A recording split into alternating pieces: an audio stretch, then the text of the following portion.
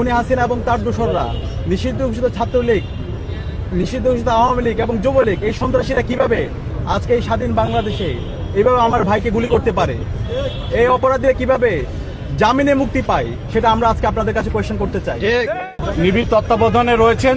আমরা আল্লাহ রাব্বুল আলামিনের কাছে খাস করে দোয়া করি, আল্লাহ রাব্বুল আলামিন আমাদের জুলাই সহযোদ্ধা ওসমান হাদি ভাইকে আমাদের মাঝে ফিরিয়ে দিন, তিনি আবার রাজপথে ফিরে আসুন।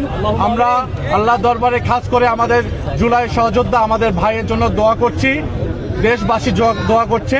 এ পর্যায়ে আমরা মেডিকেল টিমের সদস্য ডাক্তার খালেদুজ্জামান ভাইয়ের থেকে সর্বশেষ আপডেট শুনবো।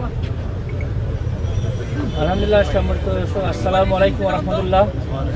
মেডিকেল টিমের আসলে আমি সদস্য না, কিন্তু আমি শুরু থেকেই আপনারা দেখেছেন যে মেডিকেল কলেজ ঢাকা মেডিকেল থেকেই ওখান থেকে আছি এবং ওখানে ডাক্তারদের সঙ্গে যে ডিসিশন সেখান থেকে আমরা সঙ্গে ছিলাম। পরবর্তীতে সিএমএসে বা এখানে নেওয়ার ব্যাপারে বিভিন্ন দ্বিধাদ্বন্দ্ব ছিল, আমরা পারিবারিকভাবে তাদেরকেও অফার করেছিলাম বা তারাও রাজি হয়েছে। আমরা উন্নত চিকিৎসার জন্য এখানে এসেছে। আমাদের হাদি ভাই শুধু একজন হাদি ভাই না, ওসমান হাদি ভাই আমাদের যারা নিউ জেনারেশন তাদের একটা কলিজার টুকরা এবং বাংলাদেশের একটা সার্বভৌমত্বের একটা উজ্জ্বল নক্ষত্র। তার জন্য আসলে আমরা যখন দুপুরে আমি কেবল একটা জায়গায় লাঞ্চ করার জন্য বসেছি, ফেসবুকে দেখেছি, এটা ফেলে আমি দৌড়ে চলে গিয়েছি। কয়েকদিন আগেও তার সঙ্গে আমার যোগাযোগ হয় এবং আমার ভাই মুস্তাফিজ যে তাদের আমরা একটু সাবধানে চলবে, কারণ এই দেশের যে পরিস্থিতি আমরা দেখছি। তো এরপর থেকে তার চিকিৎসার জন্য আপনারা অলরেডি শুনেছেন যে তার একেবারে পালস ছিল না, আনুষঙ্গিক রক্তক্ষরণ হচ্ছিল, সেগুলো আল্লাহর রহমতে এখানকার চিকিৎসকরা সর্বাত্মক চেষ্টা করছেন এবং বন্ধ হয়েছে। কিন্তু মাথার যে ইনজুরি, আল্লাহর কাছে আমাদের সবাইকে দোয়া করতে হবে আমার ভাইয়ের জন্য। আল্লাহর কাছে আমরা সবার কাছে প্রাণ ভিক্ষা চাচ্ছি। আর ডাক্তাররা আগামীকালকে আবার ব্রিফ করবেন, তারপর আসলে আরো বলা যাবে আমাদের। কিন্তু যে ক্রিটিক্যাল সিচুয়েশন ওখানে ছিল সেখান থেকে এখন আপাতত ফর দ্য টাইম বিং একটু জাস্ট স্টেবল বলতে পারেন যে পালস দিয়ে। তো আমরা ভাইয়ের জন্য সবার কাছে আবার মিডিয়ার মাধ্যমে বলবো, আমাদের দলের পক্ষ থেকে বলবো, আমরা এর তীব্র নিন্দা জানাচ্ছি এই ঘটনার এবং তার জন্য দোয়া প্রার্থনা করছি জাতির কাছে। আসসালামু আলাইকুম। আমার মনে হয় আসসালামু আলাইকুম রহমতুল্লাহ। আজকের দিনটি আমাদের খুবই বেদনার দিন, কষ্টের দিন।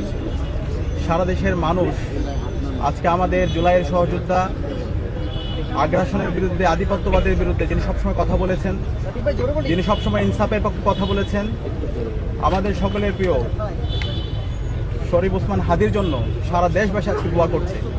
আজকে আমি ঢাকার বাইরে ছিলাম, যখনই শুনতে পেয়েছি সাথে সাথে রওনা দিয়েছি। সাথে সাথে মনে হচ্ছিল আমরা সবাই গুলিবিদ্ধ হয়েছি, পুরো জাতি গুলিবিদ্ধ হয়েছে।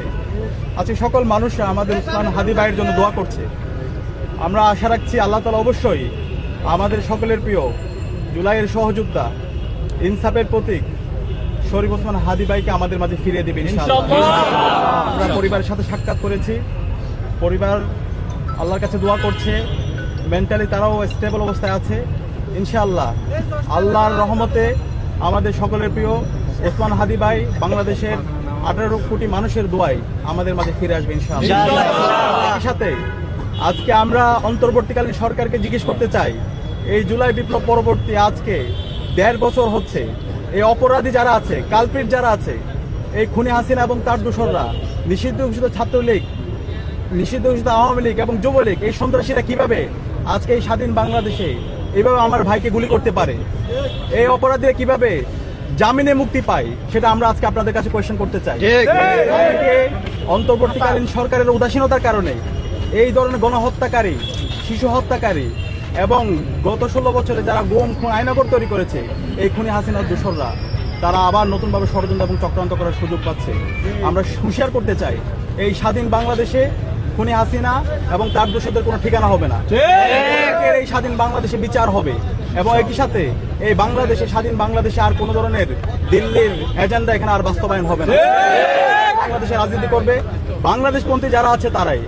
আমি সবাইকে আহ্বান করব, আজকে আমাদের বাংলাদেশপন্থী যারা আছে, ছাত্র শিবির, ছাত্রদল এবং সকল ছাত্র সংগঠন, জামাত, বিএনপি সহ বাংলাদেশে যারা ফেসিবাদ বিরোধী আন্দোলন করেছে, জুলাইয়ের যত পক্ষে শক্তি আছে, সবাইকে আজকে আমাদেরকে ঐক্যবদ্ধ হতে হবে হাসিনার প্রশ্নে, এবং এই যারা ফেসিবাদ কায়েম করেছে তাদের বিচারের প্রশ্নে আমাদের সবাইকে এক হইতে হবে। আমরা ঐক্যবদ্ধভাবে এই খুনি হাসিনার বিরুদ্ধে এবং বাংলাদেশের স্বাধীনতা সার্বভৌমত্ব অখণ্ডতাকে আমাদের অক্ষুণ্ণ রাখার জন্য আমাদের ঐক্যবদ্ধ হওয়ার জন্য আমি সবাইকে আহ্বান করছি। এবং একই সাথে আগামী 24 ঘন্টার মধ্যে আমাদের শরীফ ওসমান হাদী ভাইকে যে সন্ত্রাসীরা গুলি করেছে তাদের সবাইকে আইডেন্টিফাই করে তাদেরকে দৃষ্টান্তমূলক বিচার আওতায় নিয়ে আসার জন্য আমি আহ্বান করছি।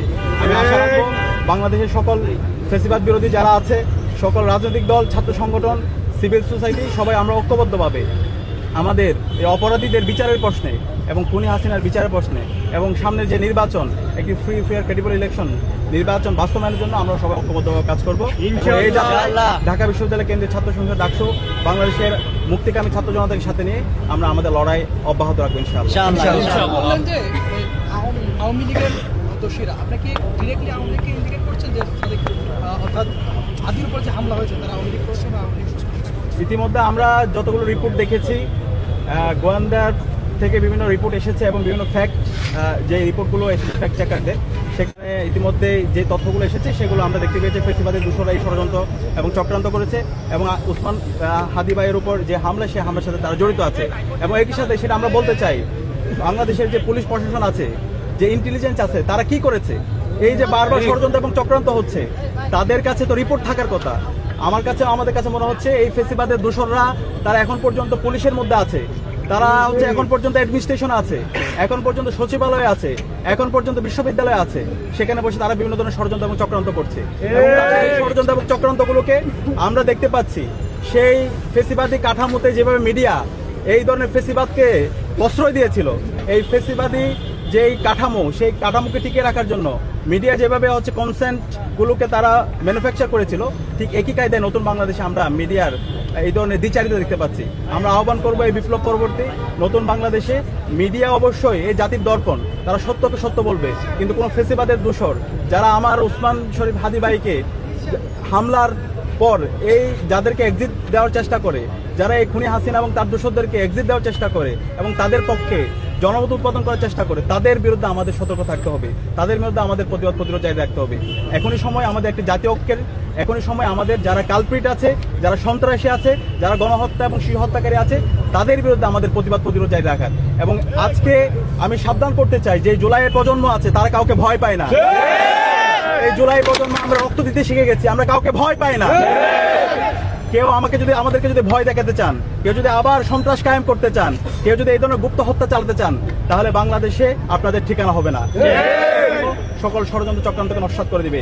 অন্তর্বর্তীকালীন সরকারকে অনুরোধ করব, এখনই সময় সকল অপরাধীদেরকে, সকল গণহত্যা এবং শিশু হত্যাকারীদেরকে দ্রুত অ্যারেস্ট করেন এবং তাদেরকে দৃষ্টান্তমূলক বিচার আওতায় নিয়ে আসেন এবং খুনি হাসিনাকে দ্রুত দেশে নিয়ে এসে তার রায় কার্যকর করেন। আপনারা আসলে এই ঘটনায় কাকে দায়ী করতে চান বা সন্দেহ আছে? এটা ইতিমধ্যে আমরা বলেছি, ইতিমধ্যে এটা সরকারের দায়িত্ব এবং যতগুলো রিপোর্ট এসেছে সেই রিপোর্টের মধ্যে আপনারা দেখেছেন, যারা আছে এটা সরকারের দায়িত্ব দ্রুত সময়ের মধ্যে তাদেরকে অ্যারেস্ট করে দৃষ্টান্তমূলক বিচার আওতায় নিয়ে আসে। একটা প্রশ্ন, সেটা হচ্ছে যে নির্বাচনের তফসিল হয়েছে, নির্বাচন খুব কাছাকাছি চলে আসছে, এই মুহূর্তে এরকম একটি ঘটনা নির্বাচনকে বানচাল করার কোনো বার্তা কিনা আপনি কি মনে করেন? আমরা দেখতে পেয়েছি গতকাল তফসিল ঘোষণার পর থেকে এই প্রতিরোধ ফেসিসে বিভিন্ন ধরনের ষড়যন্ত্র এবং চক্রান্ত করছে, হুমকি দুমকি দিচ্ছে যেন নির্বাচন না হয়। সুতরাং তাদের এই হুমকি দুমকি কোনো কাজ হবে না। নির্বাচন কমিশনের এবং অন্তর্বর্তীকালীন সরকারের দায়িত্ব হচ্ছে নাগরিকের নিরাপত্তা ইনশিওর করা এবং একটি ফ্রি ফেয়ার ক্রেডিবল ইলেকশন আয়োজন করা। এই দায়িত্ব আশা করছি অন্তর্বর্তীকালীন সরকার, আইন শৃঙ্খলা বাহিনী এবং একই সাথে নির্বাচন কমিশন তারা দায়িত্বশীল আচরণ করার মাধ্যমে আমাদের একটি সুস্থ নির্বাচনের জন্য এই জাতিকে তারা সুন্দর একটা পরিবেশ তৈরি করবে। ধন্যবাদ সবাই।